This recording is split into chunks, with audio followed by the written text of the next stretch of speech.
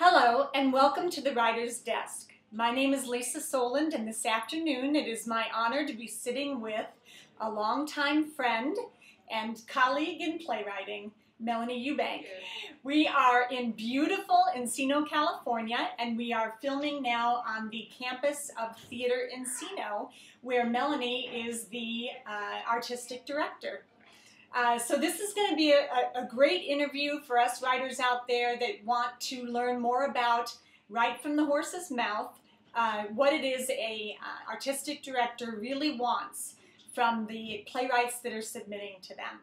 But first, what I'd like to talk about is your own background, Melanie. Okay. If you could just tell us, where you came from and how you ended up.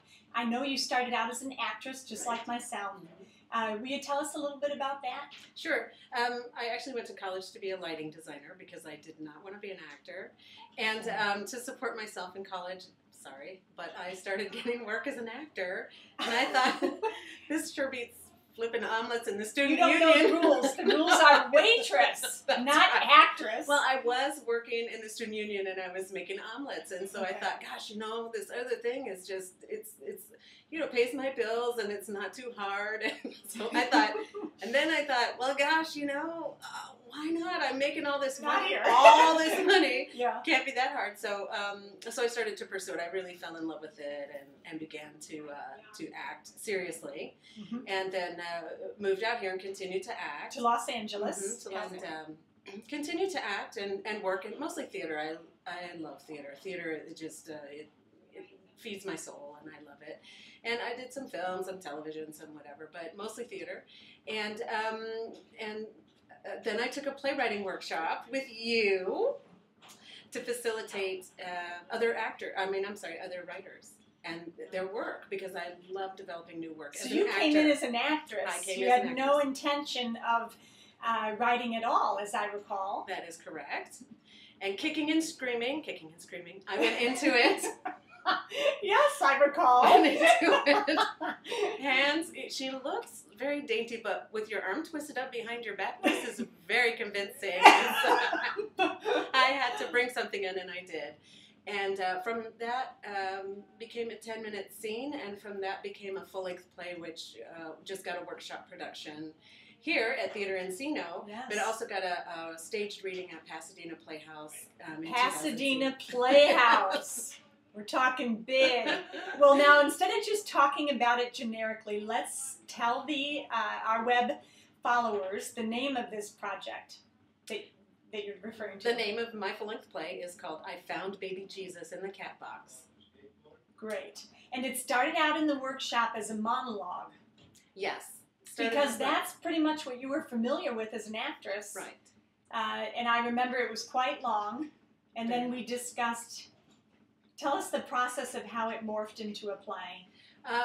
After I read the monologue out loud, it was basically a stream of consciousness sort of monologue. And, excuse me, it was historical in nature and personally historical in nature. And so I read that in class. You said at that time, well, there are probably 6 different plays that you can start just in that monologue, just depending on which way you want to go with the material. So pick one and write a 10-minute scene, and that's what I did.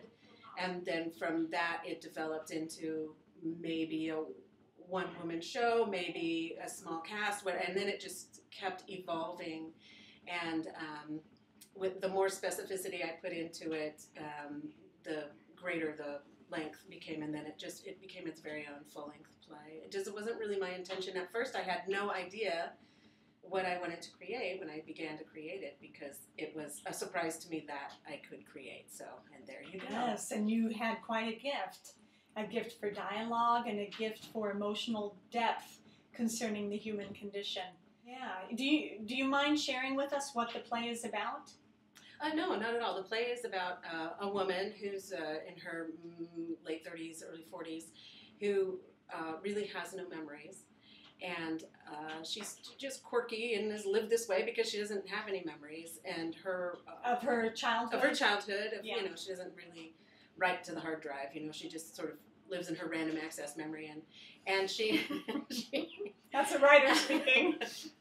and she has a family that's crazy. They're all crazy and lovable and strange in their own right, and very sarcastic, and very life is great, whatever, get over yourself, wake up, your feet hit the floor, you don't dwell on what happened in the past. And her brother is a psychiatrist or a psychologist. It just depends on where you are in the script is what he is, because he evolves as well.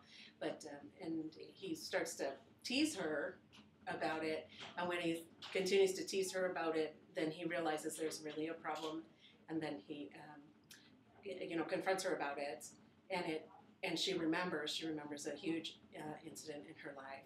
Molestation. Yes, she's molested as a child, and so she recalls all of that, and begins, and it's really a story of the journey to forgiveness and the journey to decide to heal and actually accept and move on. I've talked with a lot of writers, and when we write stories that really matter to us and come from our hearts and come from a place of real truth, what does that feel like when you have that play and you share it with other people? That journey, taking it from inside your own heart and putting it up on a stage. What was that like for you to see it mounted? It was joyously liberating in a way. It's funny because when I first told my family, the least problem is it's semi-autobiographical, and it's theatricalized. Right. So it's not so much a catharsis for the molestation at all, because I've been through therapy and dealt with that, whatever. So that for me is not the issue of the story. The issue of the story is the family dynamic and those relationships.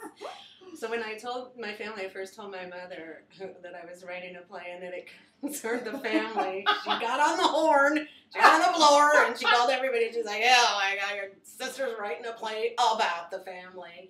And then when it was mounted at Pasadena Playhouse, my mother, upon exiting the theater, called my poor little brother in Seattle, who's not mentioned in the play. The rest of us are mentioned in the play. My little brother doesn't even get a mention.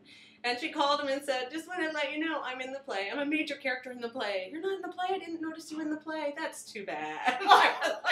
So they went from, oh my gosh, to just complete joy, at the process and at the openness of the piece. And so did it have a healing effect on your family at all? Your direct family? I don't know that Yeah, could ever happen. I just thought I'd ask.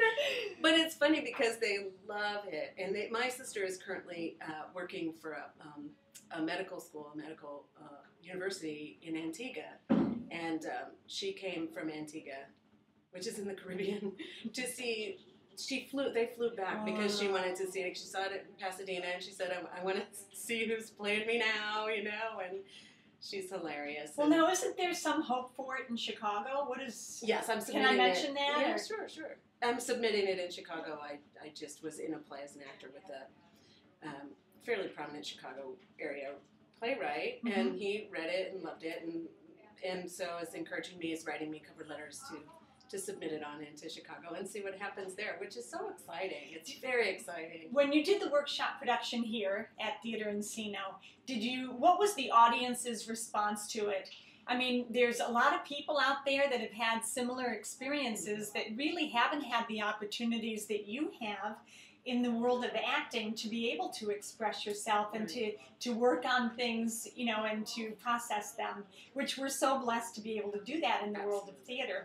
But normal people, people that are in normal jobs and are trying to be normal, have a little bit of a harder time grappling with those issues. Right. Did you have any people come up to you and say, listen, I really appreciate...